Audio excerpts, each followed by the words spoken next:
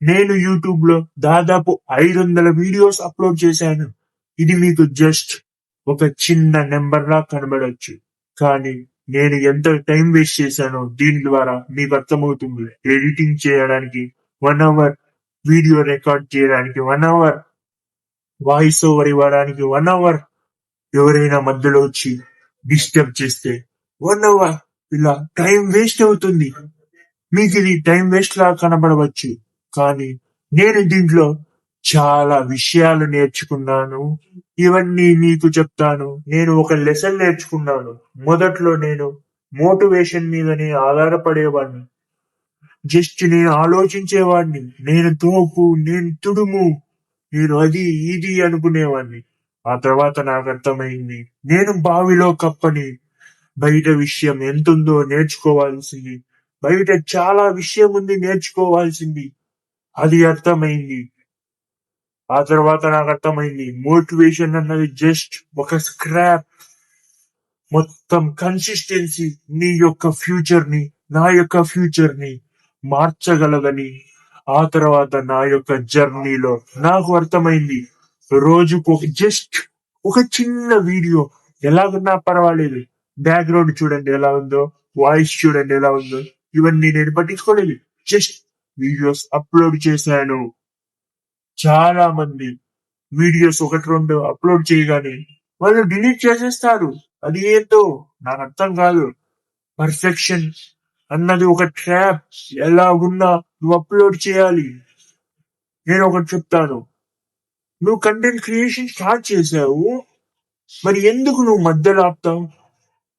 Reason why you started, ఎందుకు start చేసావు? అయితే మధ్యలో ఆపేట్టయితే ఇది కంటెంట్ క్రియేషన్ కాదు, యూట్యూబ్ లో యూట్యూబ్ ఛానల్ స్టార్ట్ చేసినవన్నీ కాదు, బయట విషయం కూడా నువ్వు లైఫ్ లో ఏదైనా స్టార్ట్ చేస్తే అది అది వచ్చేంత వరకు ట్రై చేస్తూనే ఉండాలి.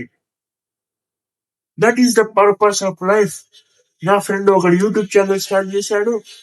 70-60 వీడియోలు అప్లోడ్ చేసింటాడు. ఆ తర్వాత వాడు క్విట్ అయ్యాడు. వాడికి నేను చెప్పాలనుకున్నాను, ఎందుకు స్టార్ట్ చేశాడు, వై, అతన్ని అడగాలి. నేను దాదాపు 100 వీడియోస్ అప్లోడ్ చేసిన తర్వాత నాకు చాలా భయంకరంగా నెగిటివ్ కామెంట్స్ వచ్చాయి. ఆ తర్వాత నాకు చాలా బాధగా అనిపించింది. కానీ ఆ తర్వాత నేర్చుకున్నాను, క్రిటిసిజం అన్నది లైఫ్ లో ఉంటుంది, ఎక్కడైనా ఉంటుంది. నువ్వు సక్సెస్ అయినా కూడా నీకు క్రిటిసిజం వస్తుంది. క్రిటిసిజం నీకు ఒక ఫీడ్బ్యాక్ లాంటిది. నువ్వు దాని నుండి నేర్చుకుని లైఫ్ లో డెవలప్ కావచ్చు. క్రిటిసిజం నీ యొక్క ఒక మైనస్ పాయింట్స్ ని, నీ యొక్క లూప్ హోల్స్ ని ప్రతి ఒక్కటి తెలుపుతుంది. ఆ తర్వాత నేను నేర్చుకున్న వాల్యుబుల్ లెసన్ ఏంటంటే, ర్యాట్ రేస్. ప్రతి ఒక్కరు ఒక లూప్ లో ఉన్నారు. స్కూల్, ఇంటర్, బీటెక్ ఏదో ఒకటి, ఆ తర్వాత ఇలా ప్రతి ఒక్కరు ఒక లూప్ లో ఉన్నారు. చదువు, పెళ్లి, అమ్మాయి, పుస్తకం, ప్రతి ఒక్కరు ఇదే లూప్ లో ఉన్నారు. దీన్నే ర్యాట్ రేస్ అంటారు. ఈ యొక్క ర్యాట్ రేస్ లో ఒక పిల్లవాడు పెయింటింగ్ చేస్తే దాన్ని హాబీ అంటున్నారు. ఇదేం విడూరమో! పెయింటింగ్ ఒక స్కిల్ లాగా పెంచడానికి చేయడం లేదు. ఒకడు డాన్స్ వేస్తే పిచ్చోడు అంటారు. అలా ఎంకరేజ్ కూడా చేయరు. క్లాస్ లో ఎవరైనా టీచర్ ని అగెయిన్స్ట్ గా క్వశ్చన్స్ అడిగితే టీచర్ వాళ్ళని టార్గెట్ చేస్తుంది, వాళ్ళ మార్కులు రెడ్యూస్ చేస్తుంది. కానీ రియల్ వరల్డ్ కావాల్సింది డేర్ అండ్ డాషింగ్ స్కిల్స్. ఇక్కడెక్కడో సిస్టమ్ లో ఒక ఫాల్ట్ జరుగుతుంది.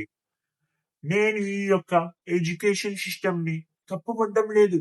మనం ఎడ్యుకేషన్ సిస్టమ్ నుండి చాలా నేర్చుకున్నాం. మనకి చాలా విలువైన పాఠాలు నేర్పుతుంది. మనకు ఫండమెంటల్ ఈ యొక్క ఎడ్యుకేషన్ సిస్టమ్. సో దాన్ని తప్పుపట్టడానికి లేదు. నేను ఈ యొక్క వీడియో తీయడానికి ఏమీ ప్రిపేర్ కాలేదు. నేను ఈ యొక్క వీడియో తీయడానికి అస్సలు ఏమీ ప్రిపేర్ కాలేదు. మరి ఎలా తీస్తున్నాను? నేను దాదాపు మీకు 500 వీడియోస్ లోనే అప్లోడ్ చేసినట్టు కనబడచ్చు, కానీ నేను నిజంగా 5,000 వీడియోస్ తీశాను. రోజుకు ఒక 20-30 తీసేవాడిని. అందులో ద బెస్ట్ రిజల్ట్ వచ్చింది మీకు అందిస్తాను. మిగతాదన్ని ట్రాష్. నా మొబైల్లో 120 స్టోరేజ్ ఉంటుంది, 120 జీబీ. అది ప్రతి 3 రోజులు 4 రోజులకు ఒకసారి ఫుల్ అయ్యేది. ప్రతిరోజు నేను డిలీట్ చేస్తూనే ఉంటాను, మళ్ళీ వస్తుంది, నిండిపోతుంది. అలా డిలీట్ చేస్తూనే ఉంటాను. నేను ఎడిటింగ్ చేసేటప్పుడు ఆ యొక్క మొబైల్ భయంకరంగా కాలేది. ఒక కంటెంట్ క్రియేటర్ కి తెలుస్తుంది ఈ యొక్క పెయిన్ ఎలా ఉంటుందో. ఆ తర్వాత నాకు తెలిసిన వాల్యుబుల్ లెసన్.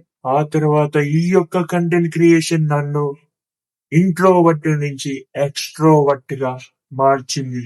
ఇప్పుడే నేను ఇంట్రోవర్ట్ కాదు, ఎక్స్ట్రోవర్ట్ కాదు, అంబివర్ట్. అట్లా ఇంట్రోవర్ట్ కాదు, ఇలా ఎక్స్ట్రోవర్ట్ కాదు. మొదట్లో నేను ఇంట్రోవర్ట్ గా ఉండేవాడిని, ఎవరితో అంతగా మాట్లాడేవాడిని కాదు. వాళ్ళు ఏమనుకుంటారు, వీళ్ళు ఏమనుకుంటారు అని అనుకునేవాడిని. ఆ తర్వాత ఆ యొక్క ఫియర్ పోయింది.